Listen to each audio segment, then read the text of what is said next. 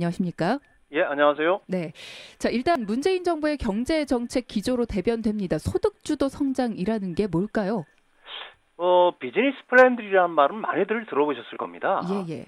가령 기업에게 임금 억제나 감세 등을 통해 이익을 주면 기업이 투자와 고용을 늘릴 거란 논리에서 시작된 성장 논리인데요. 네. 하지만 이런 성장 방식은 한기 부닥쳤죠. 소수 대기업이 성장의 과실을 독차지함으로써 네. 일반 가게와 중소기업은 점차 힘들어지는 불균형이 발생하고 그로 인해 성장마저 둔화됐습니다. 네.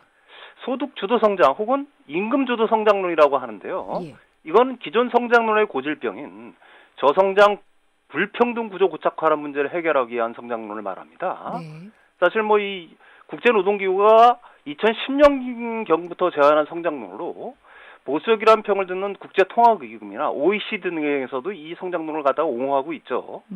핵심은 가계소득 증대를 통해 다시 말해 중산층 이하 주머니를 든든하게 해주면 예. 이들이 소비를 늘리게 될 것이고 이에 따라 기업이 투자를 하면 자연스레 경제 성장의 선순환 구조가 만들어진다는 것입니다. 여기서 가계소득 증대는 단순히 가계목만 늘리는 게 아니라 예. 불균형 해소의 방점이 찍혀 있습니다. 가령 대기업과 중소기업 간 격차, 가계와 기업의 격차, 예. 가계 간의 격차를 해소함으로써 각 경제 주체 모두 건강하게 만들어 소비와 투자를 늘리자는 것이죠. 결국 이를 통해 성장을 가셔하자는 이론을 말합니다. 네. 예.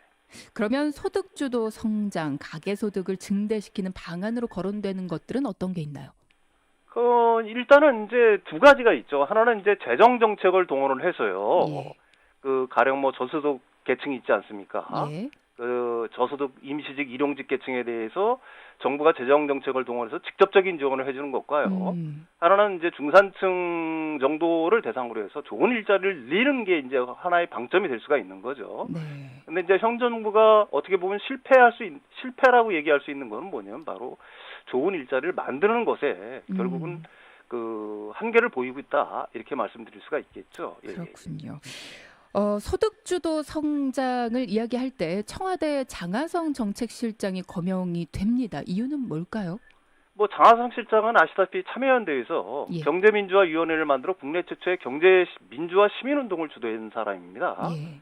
한국 사회 불평등 문제를 지속적으로 연구해온 학자이자 시민운동가였는데요. 예.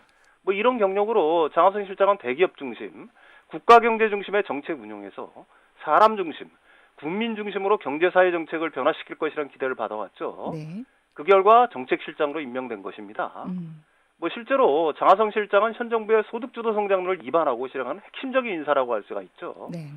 그 때문에 소득주도 성장론을 얘기할 때 빠지지 않는 인물이 되고 있습니다. 예. 지금 현재 소득주도 성장을 위해서 정부에서 대안으로 여러 가지 경제 정책들을 실천을 했습니다. 그 중에서 최저시급 이야기도 할 수가 있겠고요. 네네네. 그런 것들이 오히려 나쁜 정책이 되었다 이렇게 이야기를 하고 있는데 교수님께서는 어떻게 보십니까? 뒤에 가서도 또 이야기를 하겠지만요. 저는 반드시 아직까지 최저임금과 고용 간의 관계는 사실은 과학적으로 입증하는 건 상당히 어렵다라고 얘기할 수 있어요. 네. 이거는 저뿐만이 아니라 대부분의 이코노미스트들이 주장을 하는 건데요. 예. 사실 지금 이제 자영업자 문제, 특히 자영업자가 문제가 심각하지 않습니까? 예. 근데 자영업의 문제는 사실은 우리나라가 자영업 비중이 너무 높잖아요. 그러니까 우리나라 전체 지금 일자리 종사자의 26%, 거의 30%가 자영업인데 네. 자영업이라는 건 어떻게 보게 되면 폭발일보 직전만큼 불어 있는 상황인데 예. 자영업 역시도 심각한 구조조정을 하고 있는 거죠. 왜 그러냐면은 경제의 구조 자체가 바뀌고 있습니다. 네네. 과거에 오프라인 경제가 실제로 굉장히 온라인화되고 있잖아요. 예. 그러니까 온라인 매출이 사실은 오프라인 매출을 뛰어넘고 있거든요. 대형 할인마트 같은 매출도 뛰어넘고 있기 때문에 네. 사실 일반적인 오프라인 상점들, 가령 기존의 도소매 업체라든지 이런 업체들 같은 경우는 견디기가 굉장히 힘들 것 같고요. 특히 편의점이라든지 치킨, 프랜차이즈 같은 경우도 너무 많지 않습니까, 우리나라에? 네. 사실은 구조조정이 진행될 수밖에 없는 거고 이게 반드시 최저시급의 영향이라고만 지금 현재 상황에서는 단정 지을 수는 없는 거죠. 조금 더 연구가 필요하다고 봅니다. 소득주도 성장으로 뭐 결론적으로는 가야 된다라고 많은 분들이 보고는 있으신데 일단은 지금 상황에서 혁신 성장과 소득주도 성장 이 두 가지 정책 이념 가지고 굉장히 많이 대비가 되잖아요. 네네. 반대되는 개념으로 혁신 성장을 이야기하는데 이건 또 뭔가요? 뭐 혁신 성장이란 기존 사람의 혁신을 통해 부가치를 높이고 혁신적인 창업을 통해 신선장 동력을 찾자는 것인데요. 예. 핵심은 사실은 창조적 파괴와 기업가 정신에 있습니다. 뭐 창조적 파괴란 기술 혁신으로 낡은 것은 무너뜨리고 새로운 것을 만들어 변혁을 일으키는 과정을 말하는데요. 네네. 사실은 정부가 해야 할 역할은 창조적 파괴를 활발히 할 수 있도록 기업을 도와 혁신을 통해 초과 이윤을 얻을 수 있도록 도와주는 것입니다. 간단히 말하면 기업가 정신의 고양 즉 기업 활동 촉진을 통해 성장을 이루자는 것인데요.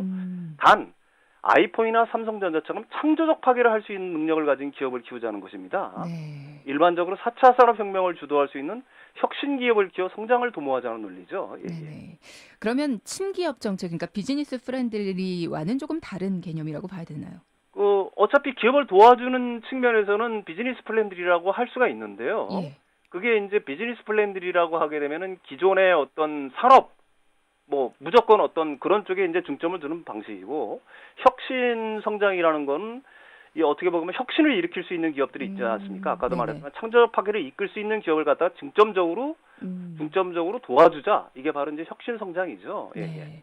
장하성 정책실장의 대척점에 김동연 경제부총리가 서 있는 것처럼 이야기가 계속 되고 있습니다. 네네네. 네네. 그러면 김동연 경제부총리의 경제 기조는 혁신 성장이다 이렇게 보면 되겠죠. 예, 맞습니다. 예. 뭐 일반적으로는 기업보다는 가계의 대기업보다는 중소기업에 방점을 두는 소득주도 성장률에 비해 혁신 성장은 기업에 더 큰 비중을 둔다고 할 수가 있겠죠. 뭐 김동연 부총리의 경제 기조는 혁신 성장론에서 보듯 정부는 기업을 규제하기보다는 도와줘야 한다는 입장입니다. 네네. 뭐 최저임금 인상이 기업에 부담을 줄 수 있다는 견제에서 속도 조절론을 펼쳤고 기업 투자 활성화를 위해 재벌 및 대기업의 역할론을 갖다 주장하기도 했죠. 네. 한마디로 얘기하면 시장 친화적, 친기업적 경제 기조를 가졌다고도 할 수가 있습니다. 예, 예. 네. 근데 국민들이 항상 혼란스러운 게 나라가 내놓는 경제 정책이라고 하면 하나의 안이 나와야 될 것 같은데 두 네네. 가지에 어찌 보면은 이렇게 좀 뭔가 섞일 수 없을 것 같은 안들이 그리고 네네. 경제부 수장 둘이 다른 이야기를 하고 있단 말이죠. 저는 반드시 그렇게 보지는 않아요. 그래요? 새가 네. 뭐 양날개로 날듯이 경제 성장 역시 마찬가지라고 봅니다. 음.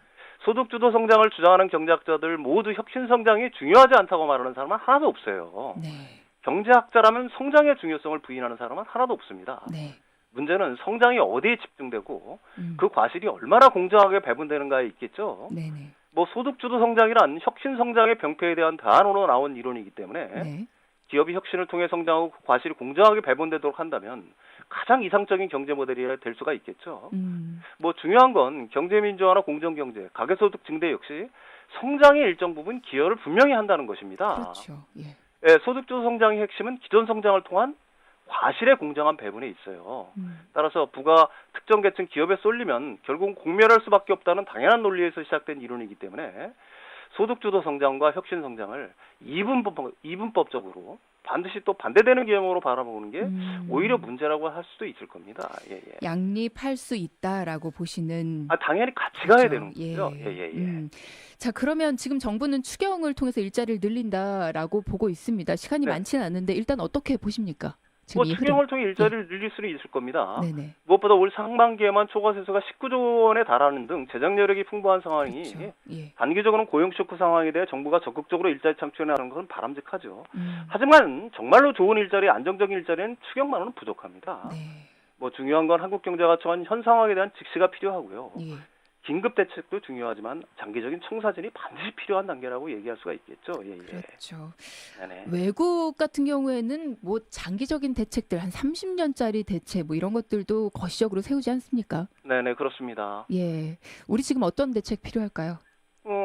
기존의 중무장 대형 산업, 즉 뭐 조선, 해운, 자동차 등 산업이 성숙기를 지나 구조조정이 진행되고 있지 않습니까? 예. 자영업이 역시 마찬가지고요. 그 한국 경제가 이제 살아나려면 산업 구조 전환 과정을 신속히 끝내야 합니다. 다시 말해 기존의 그 어떻게 보게 되면 성숙기에 이르는 산업의 구조정을 하루빨리 끝내고 예. 미래 먹거리 산업을 갖다가 어떻게든 부흥시켜야 합니다. 그게 이제 현 정부의 책임이겠죠. 예, 예. 자, 오늘 이야기 나눠봤습니다. 다음에 또 한번 모셔서 더 자세한 이야기 좀 나눠보면 좋겠네요. 감사합니다. 네, 고맙습니다. 네, 윤석천 경제평론가와 함께했습니다.